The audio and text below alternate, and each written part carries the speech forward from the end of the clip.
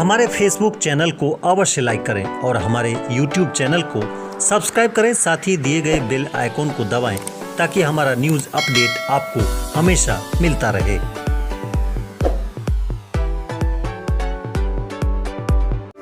May your life be full of stories. The plush new XUV 500.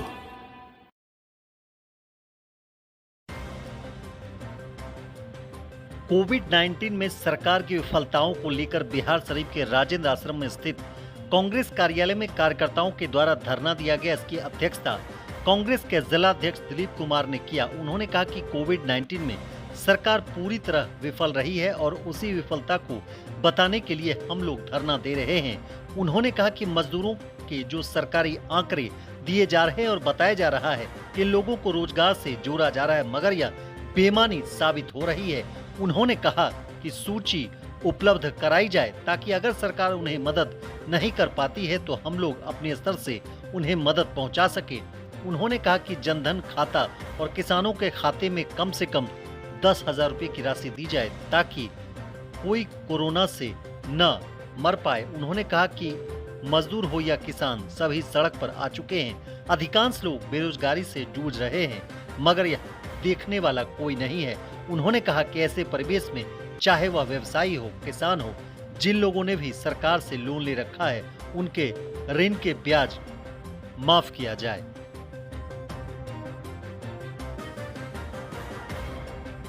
आज जिला Congress committee Nalanda की ओर से बिहार सरकार की विफलताओं, जो कोविड-19 में सरकार विफल अपने आप को सफल साबित कर रही है, लेकिन कहीं न कहीं वो हर हाल में हर जगह पर विफल साबित हुई है। उनकी विफलताओं को उनको बताने के लिए, उनको चेताने के लिए हम लोग एक दिवसीय सांकेतिक धरना के रूप में हम लोग अपने ही जिला कांग्रेस कमेटी कार्यालय में सोशल डिस्टेंसिंग के तहत बैठकर इस धरना को करने का काम कर रहे हैं। इसमें जो प्रमुख हमारा 6 मांग है। सबसे प्रथम मांग जो है कि बिहार से जो बाहर श्रमिक, हमारे श्रमिक या जिस भी रूप में कामगार रहते थे, उनको बिहार लौटने के दरमियान या तो बीमारी से या भूख से या दुर्घटना में जिनकी भी मृत्यु हुई हो, उनको उचित मुआवजा दिया जाए। उनको साथ ही साथ मुआवजा के साथ साथ उनके आश्रितों को एक सरकारी नौकरी दिया जाए। और हम लोग जिला कांग्रेस कमेटी ये मांग करते हैं कि आपदा प्रबंधन विभाग या जिला पदाधिकारी या बिहार सरकार के द्वारा हम लोग को भी जो सूची उपलब्ध कराई जाए उन मजदूरों की जिनकी भी जो आहत हुए हैं। क्योंकि अगर सरकार उनको मदद नहीं कर पाती है तो हम लोग कांग्रेसी लोग उनकी मदद के लिए तैयार हैं। हम अपनी ओर से उनको मदद करने के लिए तैयार हैं। दूसरा जो मांग है वो चाहे जिस तरह का भी खाता हो, जनधन का खाता हो, किसान का खाता हो या पेंशनधारी का खाता हो, सभी के खाते में कम से कम अविलंब जो है 10,000 रुपया डाला जाए ताकि इस जो कोरोना महामारी के समय संकट से वो जूझ रहे हैं, इसमें उनको सफलता मिले, इस संकट से वो उबर पाएँ। तीसरा जो हम लोग का मांग है वो किसानों की ऋण माफी है। अभी जो किसान का दयनीय स्थिति है, पूरे बिहार नहीं, हम तो बिहार के रहने वाले थे, बिहार की बात, लेकिन पूरे देश में किसानों की जो दयनीय स्थिति है, किसानों का कर्ज माफ होना चाहिए। हर हाल में किसानों का कर्ज माफ होना चाहिए। साथ ही चौथा जो मांग है वो सरकार से ये है कि वह जो बिजली बंद पड़ी, दुकानें बंद पड़ी, व्यावसायिक प्रतिष्ठानें, शिक्षण संस्थानें, सबका बिजली बिल माफी का प्रश्न ही नहीं उठता। माफी का शब्द आया कहाँ से? जब उनका बिजली बिल उठा ही नहीं है तो उनको बिजली बिल क्यों दिया गया? उस अविलंब उस बिजली बिल को वापस लिया जाए। माफी का प्रश्न नहीं है। माफ क्यों करने देंगे? जब हम जलाएंगे तब ना पैसा देंगे, लेकिन जब जलाए ही नहीं तो उसका पैसा कहाँ से आया? ये है चौथा। पांचवा जो मांग है कि बैंकों से जो ऋण लिया गया है, बैंक का जो ऋण है, किसी भी व्यवसायी का हो, किसी भी शैक्षिक संस्थान का हो, प्राइवेट हो, जो लोग नहीं कमा पाए हैं तो कम से कम बैंक ऋण का सूद 6 महीने तक के लिए जरूर माफ किया जाए।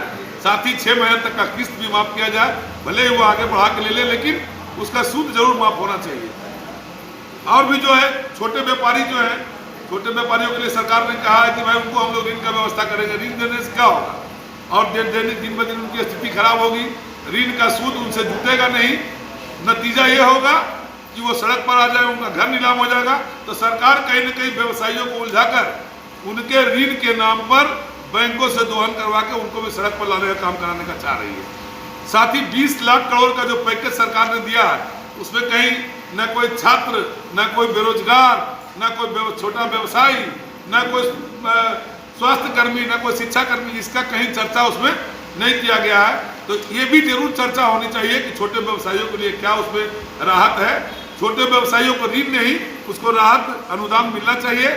और साथ ही बिहार सरकार, मैं पूर्व में भी कहा हूँ कि बिहार सरकार पर एक जरूर ये दबाव होना चाहिए छात्रों, नौजवानों और प्रदेशवासियों की तरफ से कि अभी कम से कम हम लोगों के यहाँ, जैसा एक आंकड़ा हम लोग के पास है, 1.25 करोड़ नौजवान लोग यहाँ बेरोजगार बैठ गए हैं। तो कहीं ना कहीं जो हर साल वैकेंसी निकलना था उसको ये लोग 10 साल पर निकालते हैं और उसको भी लोग पेंडिंग में डाल देते हैं। छात्र एग्जाम देते हैं, भी आप देखे होंगे STET का एग्जाम, इंटर स्तरीय एग्जाम जो है, CGL जो आपका कंबाइंड ग्रेजुएट लेवल का एग्जाम होता है, सारे छात्रों को तंग और तबाह कर रही है बिहार सरकार से लेकर केंद्र सरकार तक। रेलवे का जो वैकेंसी आया उसका भी रिजल्ट नहीं। इसलिए इन सब बातों को भी सरकार को बीच रखने के लिए हम लोग यहाँ बैठे हैं।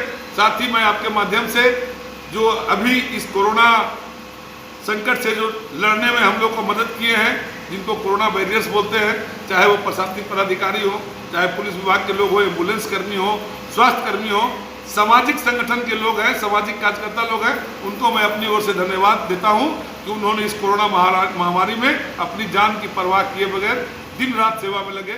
इसके लिए मैं उनको धन्यवाद